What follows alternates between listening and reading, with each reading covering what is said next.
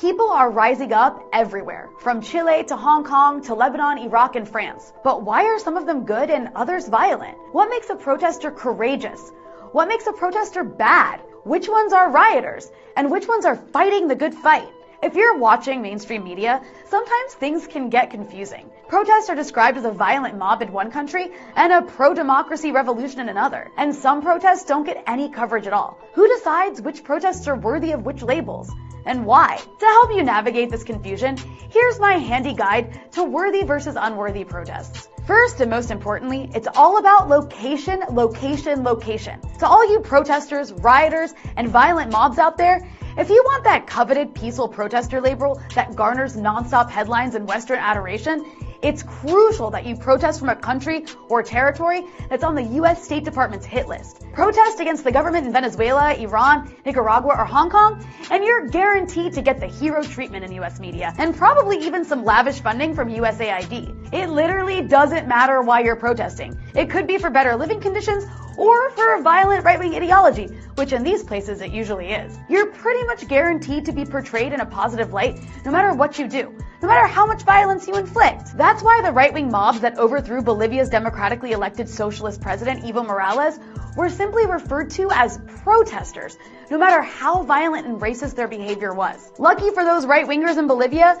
the US doesn't like Latin American countries to have socialist leaders, especially where there are resources to mine. So for 2 weeks, these violent right-wing mobs rioted for the downfall of Morales after refusing to accept the results of his re-election. They broke into Bolivian radio offices, forced out the workers, and tied one of them to a tree, and were still called protesters. Even after they kidnapped and publicly tortured a Bolivian town socialist mayor, forcibly cut her hair, doused her in red paint, and paraded her through the streets barefoot, the BBC referred to them as a crowd of protesters. The New York Times also saw these kidnappers as merely protesters. Meanwhile, the US-supported military coup against Morales following the riots was celebrated as a victory for anti-government protesters. Really makes you wonder how these people would have covered Pinochet's violent takeover of Chile in 1973. It would have gone something like, pro-democracy protester Augusto Pinochet succeeded in unseating authoritarian leader Salvador Allende.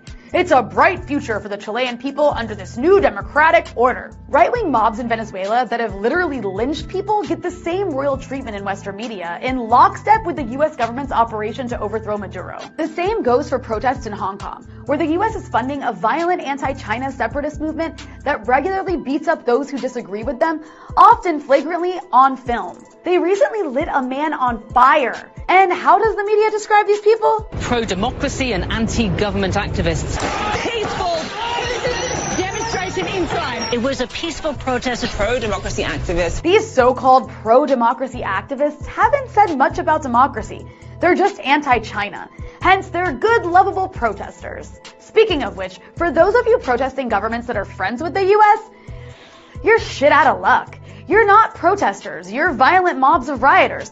Or your protests are treated like they don't exist. In Chile, there were massive demonstrations in the streets against the austerity measures of Chilean President Sebastián Piñera, who sent in tanks to quell them. Security forces were blinding, torturing, and killing protesters. But Piñera is an ally of the US government and corporate interests. So unlike the demonstrators in Bolivia or Venezuela or Hong Kong, the protesters in Chile aren't protesting, they're... Rioting continued in spite of a curfew imposed for a second consecutive night. Looting and riots have spread across the country. The US government, for its part, blamed Russian meddling for stoking the protests in Chile, while praising the violent coup by their allies in Bolivia as a win for democracy. Kinda makes terms like protester and democracy meaningless, huh? Or how about the protests in Honduras against the US-supported government whose neoliberal regime has impoverished the country and encouraged the violent pillaging of its natural resources to the detriment of indigenous communities. But these aren't protesters, they're... An angry mob faces off with Honduran security forces. The same goes for protests against austerity in Ecuador, where US ally Lenin Moreno used violence to crush dissent and take more power. When these protests were covered, they were labeled as violent in the headlines. The protests in Iraq and Lebanon have really confused the White House. That's why they were quiet for so long, trying to figure them out. On the one hand, there are poor Shias. That's scary. On the other hand, there are DJs, liberal activists, and anti-Hezbollah protesters, getting Washington and the media excited. And Iraqi Shias have even targeted the Iranian consulate in their rage against the entire system. That gets Washington really excited. Where do weapons fit into all of this? In some places, you can still be a protester even if you're armed and fascist, as long as you're agitating against the government in one of America's shitless countries. Like those peaceful pro-democracy rebels in Syria and Libya that turned into Al-Qaeda and ISIS. They got called protesters even after they shot at people. Then they graduated to freedom fighters and cute rebels. So cute, right? But Palestinians, forget about it. You can't even carry a rock, or you're a terrorist. And definitely don't approach any fences, or you'll get shot and the international media will lose interest even as the body count rises into the hundreds. You see, protests are worthy or unworthy based solely on how they impact US geostrategic interests. So protest accordingly. Good luck.